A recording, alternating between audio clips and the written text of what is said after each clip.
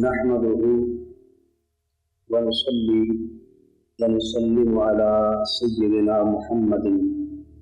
رسوله النبي الأمين المكين الكريم الرؤوف الرحيم. أما بعد،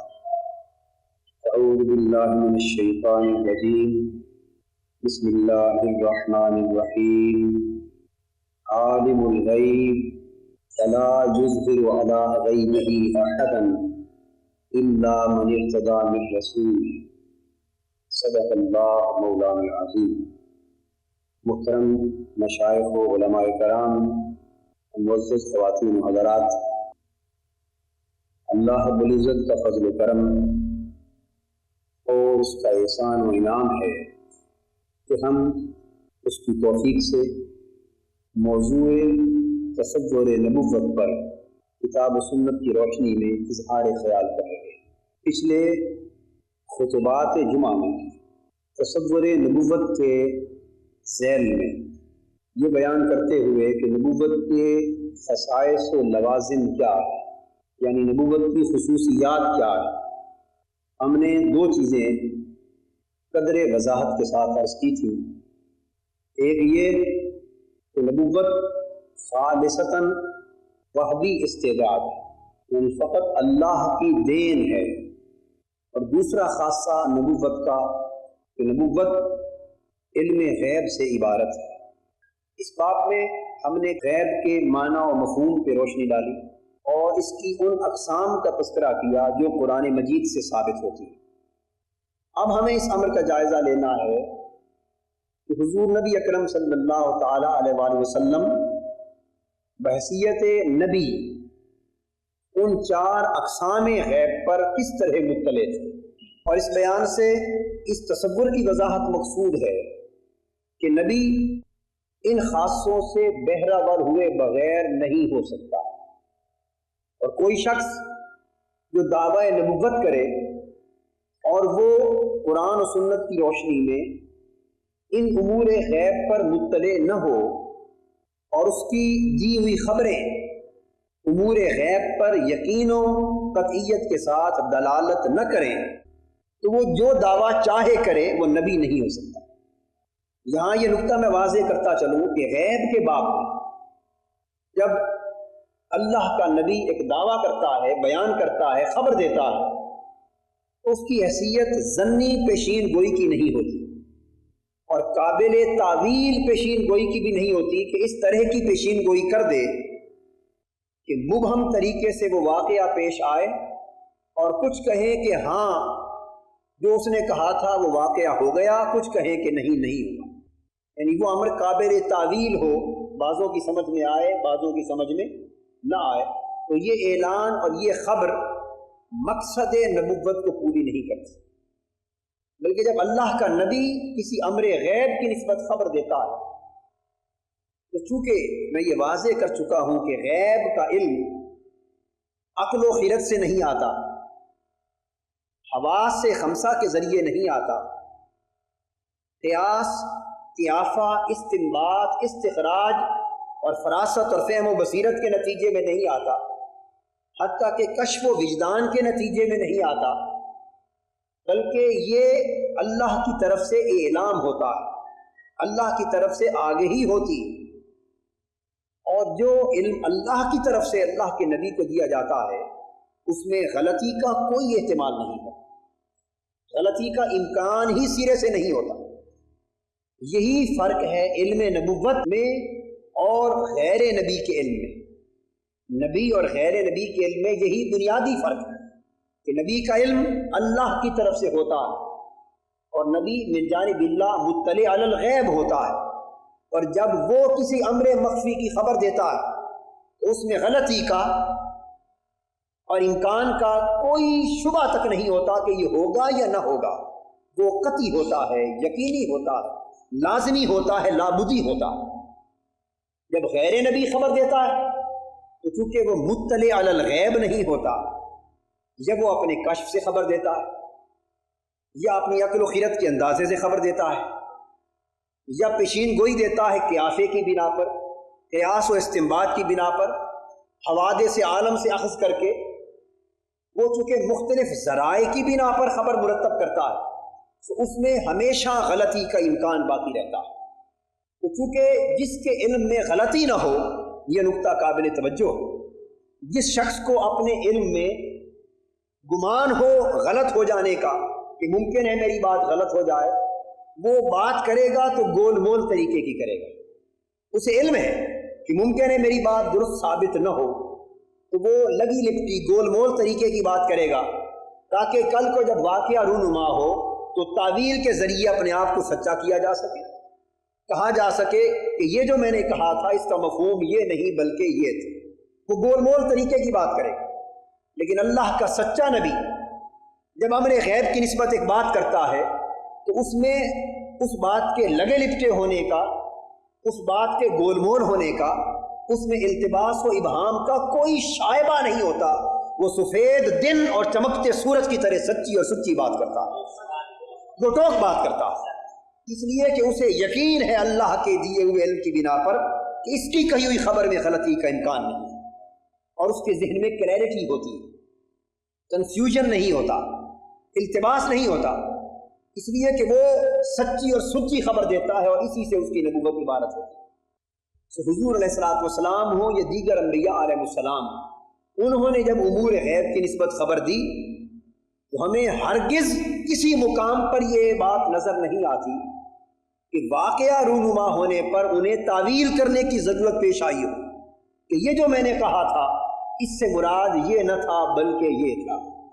اس لیے کہ لوگ اگر واقعہ رونما ہونے پر مغالطے میں مبتلا ہو جائیں تو پھر نبوت کی خبر کا فائدہ کیا ہو؟ پھر فائدہ کیا ہو کہ پھر فیصلہ منحصر ہو گیا پھر تعویلات پر اور لوگوں کی توجیحات پر، تو نبوت کا علم کارگر اور مؤثر نہ رہا۔ علم نبوت کارگر اور مؤثر اس وقت ہوتا ہے جب وہ ایسی بے دھڑک اور صاف اور شفاف بات کرے کہ واقعہ رونما ہو تو 101% اسی کے قول اور خبر کی مطابقت میں رونما ہو، کسی عقل کو توجیہ کی اور کسی شخص کو تعویل کی گنجائش باقی نہ رہے۔ یہ ایک بڑا بنیادی فرق ہے قول نبوت میں اور جھوٹے دعوی نبوت میں۔ اب میں عرض کر رہا تھا کہ قرآن مجید کی روح سے جب ہمیں معلوم ہو گیا کہ غیب 4 اقسام پر مشتمل ہے۔ سب سے پہلا میں نے عرض کیا ماضی کے ان واقعات کی خبر دینا جن پر اطلاع اللہ کے نبی کو نہ کسی کتاب کے ذریعے ہوتی ہے، یعنی دنیاوی کتاب، نہ کسی دنیاوی تحریر کے ذریعے، نہ کسی شخص سے سن کر، نہ کسی سے پڑھ کر، اور نہ کسی سے معلوم کر کے، نہ آنکھوں سے دیکھ کر، کسی اور بنیاد پر نہیں بلکہ بغیر ظاہری اور مادی ذرائع کے اللہ کی طرف سے اسے براہ راست علم ہو جاتا، یہ غیب کا علم کہلاتا۔ دوسری بات میں نے عرض کی تھی اسی طرح امور مستقبل میں رونما ہونے والے واقعات و حقائق اگر بغیر کسی مادی ذرائع اور آلہ کے اللہ کی طرف سے نبی کو معلوم ہو جائیں تو یہ دوسری قسم ہے غیب کی۔ تیسری صورت میں نے عرض کی تھی حال کے وہ واقعات جیسے ماں کے پیٹ میں کیا ہے، آسمانوں میں کیا ہے، یہ حال کے وہ واقعات ہیں جنہیں بغیر مادی ذریعے اور بغیر مادی آلے کے اگر نبی براہ راست جان لے اللہ کے علم سے تو یہ علم بالغیب کہلاتا۔ اور چوتھی صورت میں نے عرض کی تھی اللہ کی ذات و صفات اور ما بعد طبی حقائق، جنت و دوزخ اور قیامت و حشر و نشر اور قبر کے برزخ کے معاملات، یہ سب غیب حقیقی۔ پہلی تینوں اقسام غیب اضافی میں آتی کہ ان میں سے ہر غیب ایک شخص کے لیے غیب ہے اور دوسرے کے لیے غیب نہیں ہے، اور آخری قسم جو ہے وہ غیب حقیقی۔ اب ہمیں اس امر کا جائزہ لینا ہے کہ اللہ رب العزت نبوت کے پیکر میں یہ چاروں اقسام غیب کس طرح جمع فرماتے تھے۔ خلاصتاً یہ بات ذہن نشین فرما لیں کہ اللہ رب العزت نے حضور نبی اکرم صلی اللہ تعالی علیہ وآلہ وسلم کو پیکر نبوت و رسالت ہونے کی بنا پر قرآن مجید کی بیان کردہ ان چاروں اقسام علم غیب پر مطلع فرمایا، اور یہ چاروں اقسام علم غیب اللہ کے نبی میں جمع ہے۔ اور اگر ان چاروں اقسام غیب کا حصہ اللہ کے نبی کو نہ ملے تو اس کی نبوت خود مارے سے خطر میں ہے، اس کی نبوت جو ہے وہ خود محل نظر بن جاتی ہے، اس کا نبی ہونا قابل اعتراض ٹھہر جائے گا، اس لیے کہ نبوت خود عبارت ہے ان تمام اقسام غیب پر اطلاع سے اللہ رب العزت کی جانب سے۔ قرآن مجید میں فرمایا گیا وَعِندَهُ مَفَاتِحُ الْغَيْبِ لَا يَعْلَمُهَا إِلَّا هُوَ، اور اللہ کے پاس ہیں غیب کی کنجیاں، انہیں کوئی نہیں جانتا اللہ کے سوا۔ بالعموم ہم میں سے بعض ذہنوں کو یہ مغالطہ لاحق ہوتا ہے اس آیت کریمہ سے اور اس طرح کی باقی کچھ اور آیات سے کہ لا یعلم من فی السماوات والارض الغیب الا اللہ، کہ آسمانوں اور زمینوں میں جو کوئی بھی ہے اللہ کے سوا غیب کوئی نہیں جانتا۔ اس قسم کی کچھ آیات سے یہ مغالطہ لاحق ہوتا ہے کہ شاید جو نفی کی گئی کہ کوئی اللہ کے سوا غیب نہیں جانتا، اس نفی میں اللہ کا نبی بھی شامل ہے۔ اس مغالطے کو دور کر لینا چاہیے کہ ان آیات کریمہ میں جو نفی ہے وہ نفی اس امر کی ہے کہ یہ امور غیب جن کو قرآن غیب قرار دیتا ہے اللہ رب العزت انہیں بذات جانتا ہے، اور اللہ کے بتائے بغیر اپنے ذاتی قیافے سے، اندازے سے، علم سے، کشف سے، وجدان سے، عقل و خیرت سے اپنے مختلف جو انسان کے اندر طبی استعدادیں ودیت کی گئی ہیں اللہ رب العزت تو بذات جانتے ہیں، اور اللہ کے سوا کائنات کا کوئی فرد اپنی ذاتی استعدادوں سے ان امور غیب پر مطلع نہیں ہوتا، بشرطے کہ وہ بغیر واسطے کے علم حاصل کیا گیا۔ اگر آپ آلے کے ذریعے نہ حاصل کر لیتے ہیں تو وہ علم ہوتا ہے، مطلقاً غیب نہیں ہوتا۔ مرضی کر رہا تھا اللہ رب العزت نے فرمایا کہ اللہ کے پاس غیب کی کنجیاں ہیں۔ مفتاح فاتحہ میں سے نکلا ہے، فاتحہ کا معنی ہے کھولنا، مفتاح اسم اعلیٰ ہے، اس کا معنی ہے کھولنے والا، اور چابی کو مفتاح اسی لیے کہتے ہیں کہ یہ بند تالے کو کھول دیتی ہے۔ تالے کا کام ہے کسی شے کو بند کر دینا، چابی اور کنجی کا کام ہے اس کو کھول دینا۔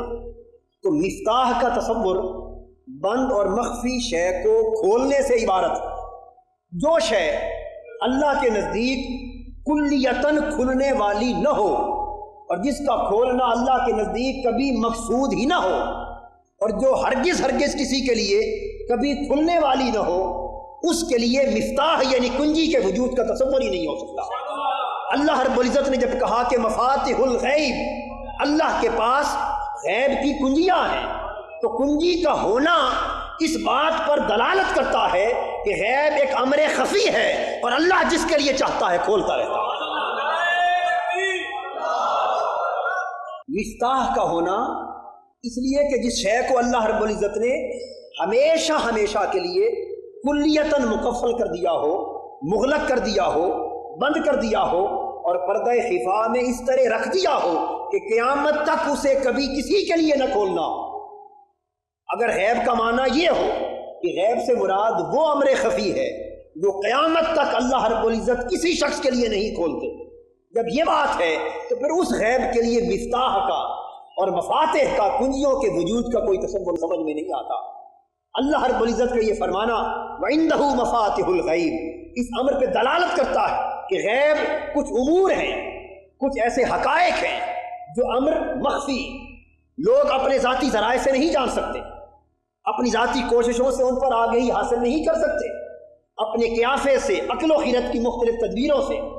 ان پر آگہی حاصل نہیں کر سکتے، اس لیے کہ وہ امور غیب ہے۔ لیکن اللہ رب العزت یہ بھی چاہتا ہے کہ جو شے کسی پر کبھی بھی نہ کھلے اس کے ہونے یا نہ ہونے کی خبر کیا ہو۔ جو شے کسی پر کبھی بھی نہ کھلنے والی ہو تو کسی کو معلوم کس طرح ہو سکتا ہے کہ اس کا وجود بھی ہے یا نہیں، اور جو شے کبھی کسی پر نہ کھلے اس کے ذکر کا معنی کیا ہوا، اس کے ذکر کا معنی ہی کیا ہوا، جبکہ اللہ رب العزت کی قوت اور طاقت یہ ہے کہ وہ غیب کو کبھی شہادت میں اور شہادت کو کبھی غیب میں بدلتا رہتا ہے۔ تو فرمایا کہ غیب وہ امور اور وہ حقائق ہیں اے لوگوں جن پر تم میں سے کوئی شخص اپنی ذاتی استعدادوں سے اور تمہاری طبیعت میں ودیت کی گئی قوتوں سے اور تمہارے شخصی ذرائع سے اور اپنی کاوشوں سے ان امور غیب تک تم میں سے کوئی نہیں پہنچ سکتا، وہ امر مخفی ہے۔ لیکن یہ نہ سمجھو کہ وہ قیامت تک ہر کس و ناقص پر مخفی رہنے والے ہیں، مخفی ضرور ہیں، لیکن اللہ جس کے لیے چاہتا ہے کھول دیتا ہے، جس کے لیے چاہتا ہے بند رکھتا ہے۔ تو کھولنا یہ بھی اللہ کی طاقت میں ہے، بند رکھنا یہ بھی اللہ کی طاقت میں ہے، اور کھولنے کا کام مفاتح سے ہوتا ہے، کنجیوں سے، اور کنجیوں کا مالک بھی اللہ ہے۔ اندہ مفاتح الغیب، تو غیب کی کنجیاں اللہ کے ہاتھ میں، کسی کو خبر ہی نہیں، اللہ کے سوا انہیں کوئی نہیں جانتا۔ تو یہ اللہ رب العزت کی دست قدرت میں ہے کہ جس کے لیے چاہے فتح فرما دے، غیب کو کھول دے، جس کے لیے چاہے غیب کو بند رکھے۔ تو مفاتح الغیب کا تصور خود اس امر کی نشاندہی کر رہا ہے کہ اللہ رب العزت جس کسی کے لیے چاہتے ہیں کھول دیتے ہیں۔ کس کے لیے کھولتے ہیں؟ اب قرآن مجید کی روشنی میں اس کو سمجھ لیا جائے کہ کیا واقعتاً یہ امر حقیقت کھلتا ہے یا نہیں کھلتا۔ اگر کسی پر نہ کھلے تو کائنات میں نبوت کا تصور ہی نہ ہو، کائنات میں نبوت کا وجود ہی نہ ہو۔ یہ نبوت پر جو وحی آتی، ذالک من انباء الغیب نوحیہ الیک، میرے محبوب یہ جو وحی ہم آپ پر کرتے ہیں یہی تو غیب کی خبریں ہیں، اور کیا۔ قرآن مجید سورہ نوح میں، سورہ مریم میں، سورہ یوسف میں، تلک من انباء الغیب نوحیہا الیک، محبوب صلی اللہ علیہ وآلہ وسلم یہ جو ہم تمہاری طرف وحی کر رہے ہیں یہ وحی غیب کی خبریں۔ تو اللہ کا نبی نزول وحی سے نبی بنتا ہے، یعنی نبی اور غیر نبی کا فرق، نبی ایک مقدس پیکر بشریت ہوتا ہے، ایک مقدس برگزیدہ انسان ہوتا ہے، مقدس برگزیدہ اللہ کا بندہ ہوتا ہے۔ فرق یہ ہے کہ اس کے قلب اطہر پر اللہ اپنی وحی کا نزول فرماتا ہے، اور وحی کو قرآن کیا کہتا ہے؟ وحی انباء الغیب ہے، وہی غیب کی خبر ہے۔ تو بالفاظ دیگر معنی کیا ہوا کہ نبی اس وقت تک نبی ہی نہیں بنتا جب تک اللہ اپنے وحی کے راستے سے اس پر غیب کا دروازہ نہ کھول دے۔ غیب کا دروازہ کھلتا ہے اور امور غیب پر وہ مطلع ہوتا ہے من جانب اللہ، تو تب ہی وہ منصب نبوت پر فائز کیا جاتا ہے۔ جب تک غیب کا دروازہ اس پر نہیں کھلتا اور اس کے لیے غیب کی کنجی نہیں رکھتی اور حقائق کے غیب سے وہ آگاہ نہیں کیا جاتا، اس وقت تک اس پر نبوت کا دروازہ بند ہوتا ہے۔ تو گویا نبوت کا دروازہ کھلنا اور غیب کا دروازہ کھلنا ایک ہی حقیقت کے دو مختلف نام۔ قرآن مجید اس امر کو واضح فرماتا ہے، جو آیت میں نے شروع میں پڑھی، عالم الغیب فلا یظہر علی غیبہ احدا الا من ارتضی من رسول، کہ اللہ عالم الغیب، اللہ غیب کا جاننے والا ہے، یعنی غیب کا جاننے والا کس معنی میں کہ اسے کسی نے مطلع نہیں کیا۔ یہ نقطہ ایک سمجھنے کے قابل ہے، مطلع علی الغیب اور عالم الغیب دو میں فرق ہے۔ یعنی یہ کہنا کہ میں اس شے کو جانتا ہوں اور میں اس پر مطلع کیا گیا ہوں، ان دو میں فرق ہے۔ جو عالم ہوتا ہے، اللہ کی ذات اپنے لیے عالم الغیب کہتی ہے، تو اللہ عالم الغیب ہے، تو کوئی ایسا وقت اور زمانہ نہ تھا جب وہ عالم الغیب نہ ہو۔ اللہ جب سے ہے تب سے عالم ہے، جب تک رہے گا تب تک عالم الغیب رہے گا۔ تو اللہ کا عالم الغیب ہونا حادث نہیں، قدیم ہے، جب سے اللہ ہے تب سے اللہ عالم الغیب ہے۔ اور جس کو اللہ مطلع کرتا ہے غیب پر، تو جب اللہ مطلع کرتا ہے تب تو وہ آگاہ ہو جاتا ہے امر غیب پر، لیکن جس لمحے سے پہلے اس نے مطلع نہیں کیا ہوتا اس وقت تک وہ آگاہ نہیں ہوتا غیب پر۔ تو جو مطلع علی الغیب ہے اس کا علم غیب کی نسبت حادث ہے، لیکن اللہ جو عالم الغیب ہے اس کا علم قدیم ہے۔ اللہ عالم الغیب ہے تو اس کا علم قدیم اور ازلی اور ابدی ہے، اس کا علم غیر متناہی ہے، اس کا علم غیر محدود ہے، اس کا علم ذاتی ہے، اسے کوئی سلب نہیں کر سکتا، اس کو کسی نے عطا نہیں کیا، اس کو کوئی لے نہیں سکتا، اس کی کوئی حدیں متعین نہیں کر سکتا۔ لیکن جس کو اللہ غیب پر مطلع فرماتا ہے وہ نبی اللہ کا مطلع علی الغیب ہوتا ہے، تو اس کا علم عطائی ہے، اس کا علم محدود ہے، اس کا علم متناہی ہے، اس کا علم ازلی اور ابدی نہیں ہے، اللہ کے دینے سے ہے۔ اللہ دے تو ہوگا، نہ دے تو نہ ہوگا، اور جب تک اللہ چاہے رہے گا، نہ چاہے تو نہ رہے گا۔ وہ اللہ کی مخلوق کی ہر صفت اللہ کی عطا سے اور اسی کی عطا سے قائم ہے، اور اللہ کی اپنی صفت اس کی ذات سے ہے اور اسی کی ذات سے قائم ہے۔ اس لیے اللہ نے فرمایا عالم الغیب، کہ وہ غیب کو ہمیشہ سے جاننے والا ہے، جب سے ہے تب سے جاننے والا ہے۔ فلا یظہر علی غیبہ احدا، وہ اپنے غیب پر کسی کو مسلط نہیں کرتا۔ یہاں ایک نقطہ بیان کیا، غیب ہی کی ضمیر کا مرجع لفظ اللہ ہے، وہ اپنے غیب پر کسی کو مطلع نہیں کرتا، جس کا معنی یہ ہے کہ یہاں مراد عام امور غیب نہیں ہے کہ عام امور غیب تو اللہ جسے بھی چاہے مطلع کر دے، لیکن یہاں جس غیب کی بات ہو رہی ہے وہ اس کے غیب خاص کی بات ہو رہی ہے۔ فلا یظہر علی غیبہ، وہ اپنے غیب پر یعنی اپنے غیب خاص پر کسی کو مطلع نہیں کرتا، الا من ارتضی من رسول، لیکن یہ نہ سمجھو کسی کو مسلط نہیں کرتا مگر اس کام کے لیے رسولوں میں سے جسے چاہے جتنے کے لیے چاہے منتخب کر لیتا ہے۔ تو قرآن مجید نے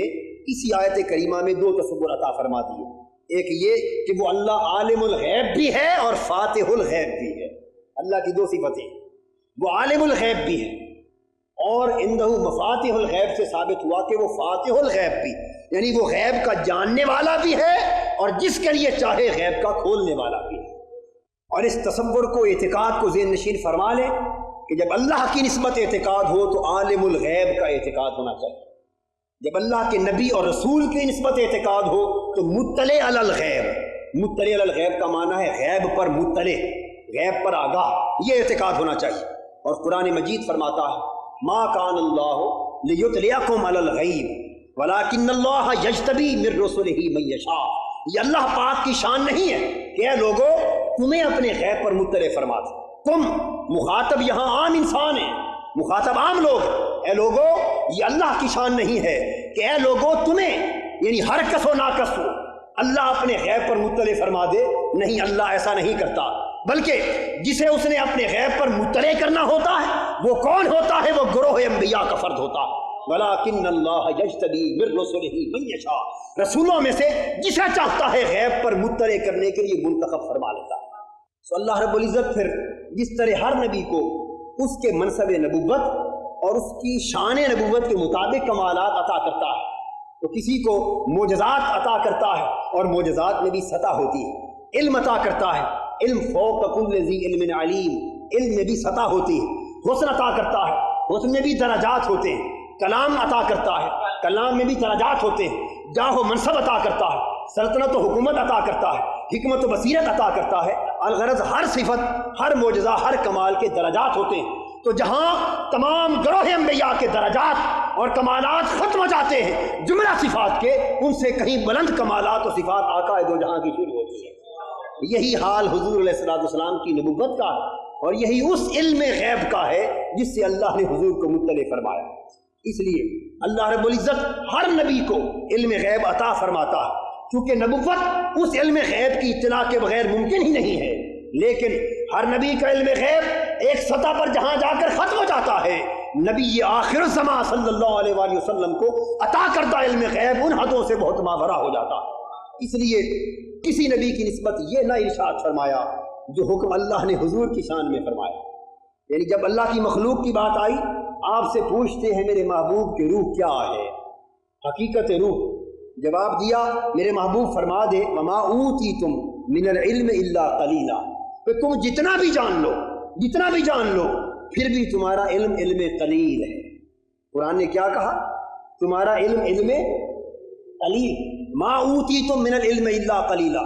جو کچھ بھی تمہیں دیا گیا ہے یہ قلیل علم ہے، تھوڑا سا علم ہے۔ تو اللہ کی ساری مخلوق کو اللہ نے جو علم عطا کیا، علم حقائق، اس کو اللہ رب العزت نے علم قلیل قرار دیا۔ یہ ساری کائنات کی وسعتوں پر حاوی انسانی علم ایک طرف ہے جس کو اللہ علم قلیل سے سرفراز فرما رہا ہے، اور اللہ کے محبوب کا علم ایک طرف ہے جس کو ذات رب اپنی زبان سے فضل عظیم کے ساتھ تعبیر فرما رہی ہے۔ تو آپ اندازہ کیجئے، اندازہ فرمائیے کہ ساری کائنات میں بکھرا ہوا علم اول سے آخر کائنات تک، جو سب انبیاء کو عطا ہوا، جو سب رسول اعظام کو عطا ہوا، جو سب اہل علم کو عطا ہوا، سب صاحبان معرفت کو عطا ہوا، اور سب جاننے والوں کو جو کچھ عطا ہوا، وہ سارا اگر علم قلیل ہے اس کی وسعت کا مقابلہ پھر اس فضل عظیم کے ساتھ کیجئے جو اللہ رب العزت نے علم کی صورت میں اپنے محبوب کو عطا کیا۔ تو یوں لگتا ہے کہ کائنات، ساری کائنات کے علوم اگر ایک سمندر بن جائیں، ساری کائنات کے علوم کو اگر ایک سمندر تصور کیا جائے تو میں یہ کہتا ہوں کہ یہ علوم کا سارا سمندر آقا دو جہاں کے علم کے سمندر کے مقابلے میں قطرے کی حیثیت بھی نہیں رکھتا۔ یہ ساری کائنات کے علوم و فنون اگر یہ سارے سمندر نظر آئیں ہمیں تو ہمارے دیکھنے کے لیے تو بے شک سمندر ہوں گے، لیکن جب بحر علم مستحقی کے مقابلے میں لایا جائے گا تو حضور کے بحر علم کے مقابلے میں ان کی حیثیت ایک قطرہ بھر بھی نہیں۔ اور ایک اور ازالہ اور وضاحت کر دوں تاکہ کسی سطح پر شرک کا شائبہ نہ ہو۔ جس طرح ساری کائنات کے علوم بحر علم مستحوی کے سامنے ایک قطرے کی حیثیت بھی نہیں رکھتے، اسی طرح یہ سارے علوم مصطفیٰ جن کی ہماری نگاہوں کو کوئی حد نظر نہیں آتی اور کائنات میں جس کا کوئی مقام سطح متعین نہیں کیا جا سکتا، یہ سارے علوم مصطفیٰ اگر سمندر ہوں اور ان بحور علم مصطفی کا مقابلہ سمجھنے سمجھانے کے لیے اگر علم الہی کے ساتھ کیا جائے تو یہ سارے علم کے سمندر اللہ کے علم کے مقابلے میں پھر ایک قطرے کی حیثیت بھی نہیں رکھتے۔ یعنی کسی قسم کا شرک میں مبتلا نہیں ہونا چاہیے۔ دوستو، جس طرح ساری مخلوقات کا علم حضور کے علم سے کوئی نسبت نہیں رکھتا، اور یہ تو پھر بھی کوئی نسبت ہو سکتی ہے کہ حضور بھی مخلوق ہیں اور باقی لوگ بھی مخلوق ہیں، لیکن فقط سمجھانے کے لیے کہہ رہا مخلوق کے علم کی تو پھر بھی مخلوق سے کوئی نہ کوئی نسبت ہو سکتی، لیکن میں وسعت کی بات کرتے ہوئے سمجھا رہا ہوں۔ جس طرح ساری کائنات کا علم مصطفیٰ کے مقابلے میں کوئی نسبت نہیں رکھتا، اس طرح علوم مصطفیٰ سب مل کر علم الہی کے مقابلے میں کوئی نسبت نہیں رکھتے۔ حضور کے علم کو اللہ کے علم کے برابر جاننا یہ صریح کفر اور شرک ہے۔ حضور کسی صفت میں اللہ کے مساوی نہ ہیں، نہ ہو سکتے، اور ہو بھی کس طرح سکتے ہیں کہ اس کا سب کچھ ذاتی ہے اور محبوب کا سب کچھ عطائی ہے۔ حضور کا تو اپنا وجود ہی اللہ کے قائم رکھنے سے اور ہر شان حضور کی اللہ کی عطا سے،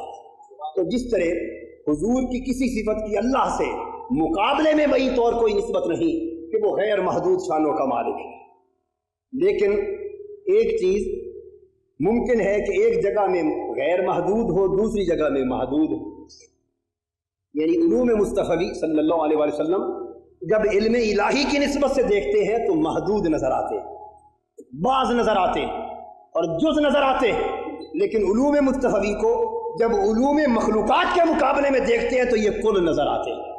یہ غیر محدود نظر آتے ہیں۔ سو آج لوگ کل اور جز کے جھگڑے میں الجھے ہوئے ہیں، اور ان کے مناظرے اور ان کے جھگڑے اور ان کے نزاع ختم ہونے کو نہیں آتے۔ کوئی علم مصطفیٰ کو بعض کہہ رہا ہے، جزئی کہہ رہا ہے، کوئی علم مصطفیٰ کو کلی کہہ رہا ہے، اور بات بڑی آسان ہے لیکن خدا جانے سمجھ میں کیوں نہیں آ رہی۔ پر دیکھیے، ہر کلی ایک نسبت سے کل ہے تو دوسری نسبت سے جز ہے۔ جس طرح آپ حضرات اس کمرے کے اندر بیٹھے ہیں تو اس حال کے اندر والوں کے لیے یہ ممبر اور محراب جہاں میں کھڑا ہوں یہ جز ہے، ٹھیک ہے، اور اس ممبر کے مقابلے میں یہ حال کل ہے، لیکن اس حال کو جب آپ اس مسجد کی نسبت میں دیکھتے ہیں تو پھر یہ کل مسجد کے لیے جز ہے اور مسجد اس کے لیے کل ہے۔ پھر اس مسجد کو ماڈل ٹاؤن کے جورسڈکشن میں دیکھتے ہیں تو پوری مسجد جز ہے اور ماڈل ٹاؤن کل ہے۔ ماڈل ٹاؤن جو کل ہے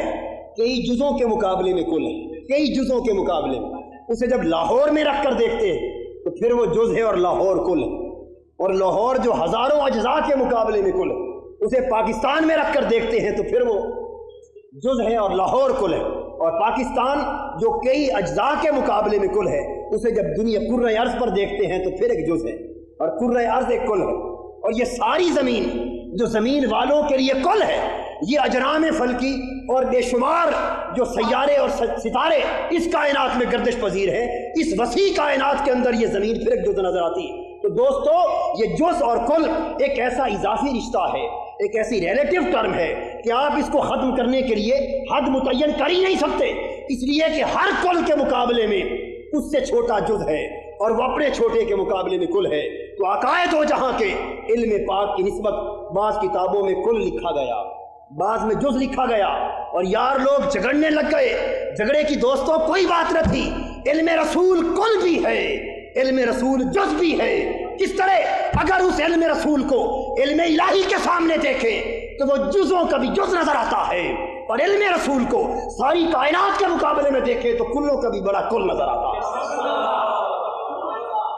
تو کائنات کے مقابلے میں وہی علم کل ہے اور علم الہی کے مقابلے میں وہی علم جز اور بعض۔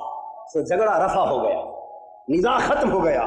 بات فقط اتنی کی ہے کہ ذہن اگر الجھے ہوئے مسئلے کو سلجھانے پر آمادہ ہو تو بات حل ہو جاتی،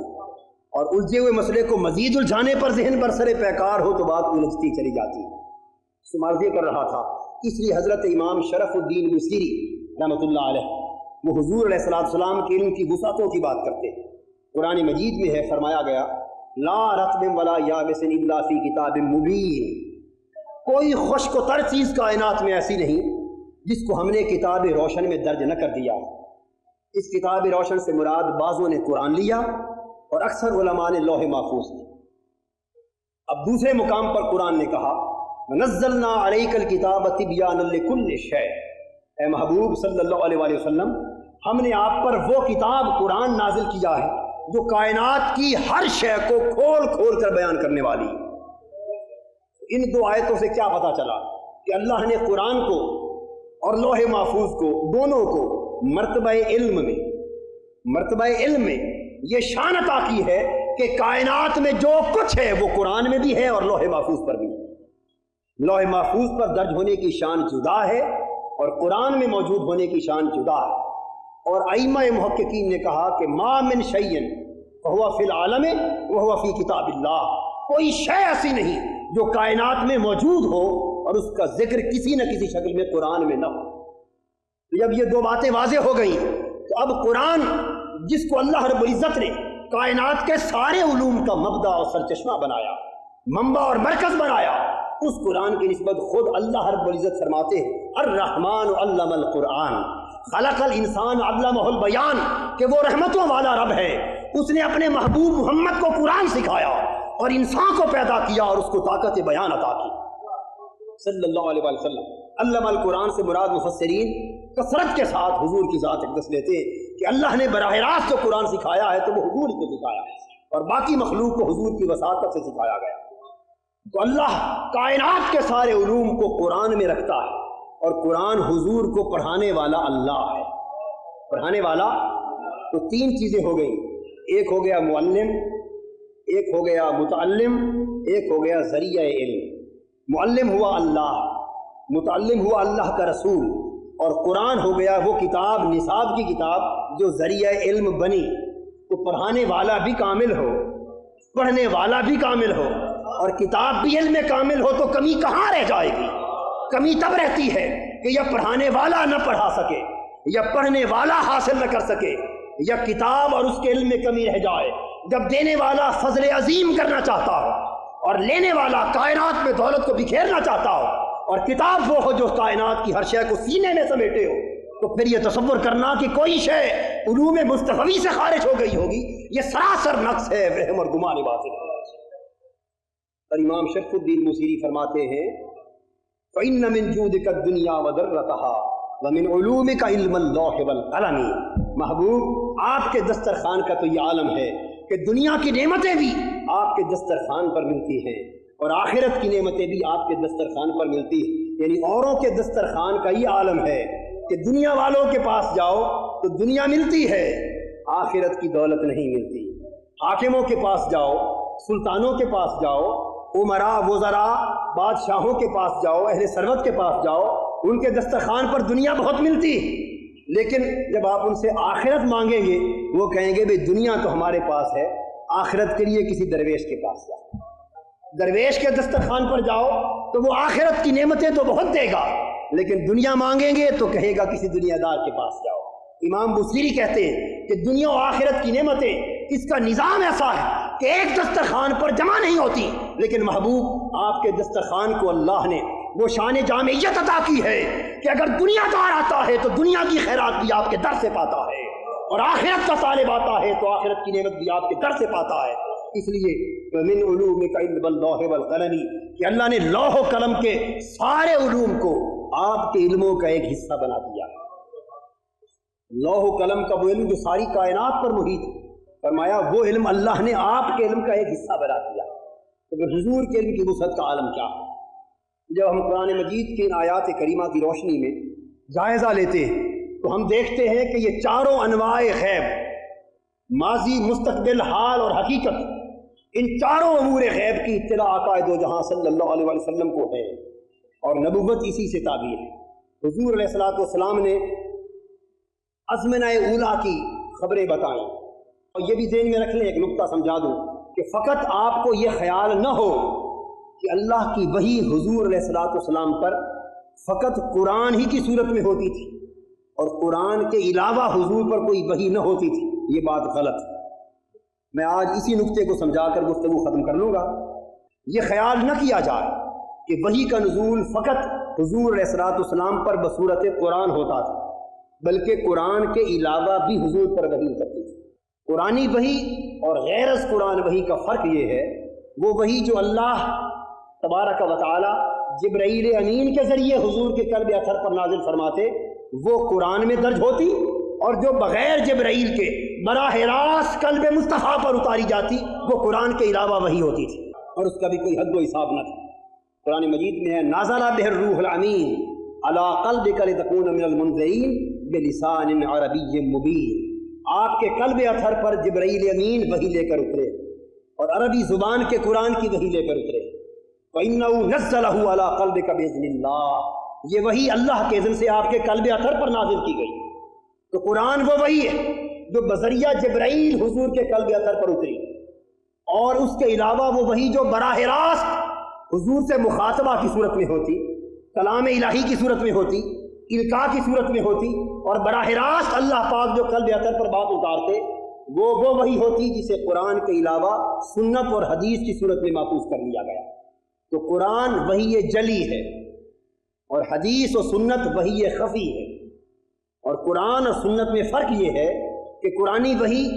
معنی میں بھی اللہ کی نازل کردہ ہے اور الفاظ بھی اس کے اللہ کے اتارے ہوئے، اور جو حدیث کی وحی ہے اس کے معنی اللہ کی طرف سے نازل کردہ ہے اور الفاظ حضور علیہ السلام کے بیان کردہ ہے۔ اس لیے قرآن کی تلاوت کی جاتی ہے اور حدیث کی تلاوت نہیں کی جاتی، کہ تلاوت کا تعلق الفاظ کے ساتھ ہوتا ہے۔ قرآن کے الفاظ بھی اللہ کے ہیں اور حدیث کے الفاظ اللہ کے رسول کے ہوتے ہیں، لیکن معنی و مطلب اللہ کی طرف سے نازل ہوتا ہے۔ یہ وجہ ہے کہ قرآن مجید میں ارشاد فرمایا گیا وَمَا يَنطِقُ عَنِ الْهَوَىٰ إِنْ هُوَ إِلَّا وَحْيٌ يُوحَىٰ، یہ نبی صلی اللہ علیہ وسلم اپنی خواہش نفس اور اپنی طبیعت کے تقاضے کے تحت ایک لفظ بھی نہیں بولتا۔ ان ہوا، اگر کوئی ایک لفظ بھی اس نبی کی زبان سے نکلتا ہے الا وحی یوحا، تو وہ وحی ہوتی ہے جو اللہ کی طرف سے نازل کی جاتی ہے۔ تو آقا دو جہاں کی زبان اقدس سے نکلنے والا ہر لفظ سمجھ لیجئے کہ شان وحی سے برابر ہے۔ آقا دو جہاں کی زبان اقدس سے صادر ہونے والا سارا کلام سراسر وحی الہی ہے۔ فرق یہ ہے کہ اگر الفاظ بھی وحی کی صورت میں ہو تو قرآن کہلاتا ہے، اگر الفاظ حضور کے ہو تو حدیث کہا جاتا ہے۔ لیکن حدیث بھی وحی الہی ہے مبدعاً، اور قرآن بھی وحی الہی ہے مبدعاً، اور دلیل اس کی بے شمار دلائل خود قرآن مجید میں، لیکن ایک دلیل صرف عرض کرتا ہوں تاکہ آپ بات کو سمجھ سکیں۔ قرآن مجید نے کہا اقیم الصلاۃ، جا بجا فرمایا کہ نماز قائم کرو، لیکن نماز پڑھنے کا طریقہ قرآن نے بیان نہیں کیا۔ درست ہے کہ نماز پڑھنے کا طریقہ ہمیں حضور علیہ السلام نے آتا۔ صحابہ نے پوچھا تو حضور نے فرمایا صلو کما رأیتمونی اصلی، مجھے دیکھو جیسے میں نماز پڑھتا ہوں تم بھی اسی طرح پڑھ لیا کرو۔ اب میں جو نقطہ سمجھانا چاہتا ہوں وہ یہ ہے کہ ہم نے تو نماز پڑھی حضور علیہ السلام کی پیروی میں، حضور سے سمجھ کر، تو حضور نے نماز کا طریقہ کہاں سے سیکھا؟ قرآن میں تو درج نہیں ہے۔ آپ اس نقطہ کو سمجھے نا، ہم نے تو نماز کا طریقہ، اتنی رکعتیں، اتنے سجدے، اتنے رکوع، اتنے الفاظ، یہ رکعتیں، سارا کچھ ہم نے تو طریقہ صلاۃ سیکھا بارگاہ مصطفی سے۔ اور اگر حضور پر وحی صرف قرآن کی صورت میں آتی تھی اور قرآن کے علاوہ عقائد و جہاں کا علاقہ علم اللہ سے اور کوئی نہ تھا، تو حضور نے نماز پڑھنے کا طریقہ اور یہ علم کہاں سے سیکھا؟ قرآن میں تو درج نہیں ہے۔ الحم سے والناس تک 30 پاروں کو پڑھ لیجئے، نماز کی ادائیگی کا ایک جز تک بیان نہیں کیا گیا۔ آقا دو جہاں نے طریقہ کہاں سے سیکھا؟ اگر قرآن کے علاوہ وہی حضور پر نہیں آتی تھی اور علم قرآن کے علاوہ اللہ کی بارگاہ سے حضور کو حاصل نہیں ہوتا تھا، تو نماز پڑھنے کے طریقے کا علم حضور کو کہاں سے ملا؟ جبکہ قرآن میں حضور فرماتے ہیں ان اتبع الا ما یوحى الی، میں تو فقط پیروی کرتا ہوں اسی شے کی جو مجھ پر وحی ہوتی ہے۔ میں تو فقط پیروی کرتا ہوں اسی شے کی جو مجھ پر وحی ہوتی۔ تو اس آیت کریمہ کی روح سے آقا دو جہاں صلی اللہ علیہ وآلہ وسلم نے خود کو پابند فرما لیا کہ میں وحی الہی کے سوا کسی شے کی پیروی نہیں کرتا، اور نماز پڑھنے کا طریقہ قرآن میں موجود نہیں ہے۔ تو دو باتیں کہنا ہوگی معاذ اللہ، یا یہ کہیں گے کہ نماز کا طریقہ حضور نے وہی سے ہٹ کر معاذ اللہ کہیں سے ایجاد کر لیا، اور یہ تصور کرنا کفر ہے۔ اگر اپنے طور پر ایجاد نہ کیا اور قرآن میں بھی درج نہ ہو تو پھر ماننا پڑے گا کہ علم فقط وہ نہ تھا جو قرآن کی صورت میں آتا تھا، بلکہ قرآن کے علاوہ بھی علم کے ہزاروں دروازے آقا پر کھلے تھے، اور وہ وحی الہی کی کئی صورتیں تھیں جو براہ راست قلب اثر پر اترتی رہتی تھی۔ اللہ رب العزت نے اپنے نبی کو متعدد صور وحی کے ذریعے علم کی متعدد دولتوں سے بہرہ فرمایا۔ وما علینا الا البلاغ۔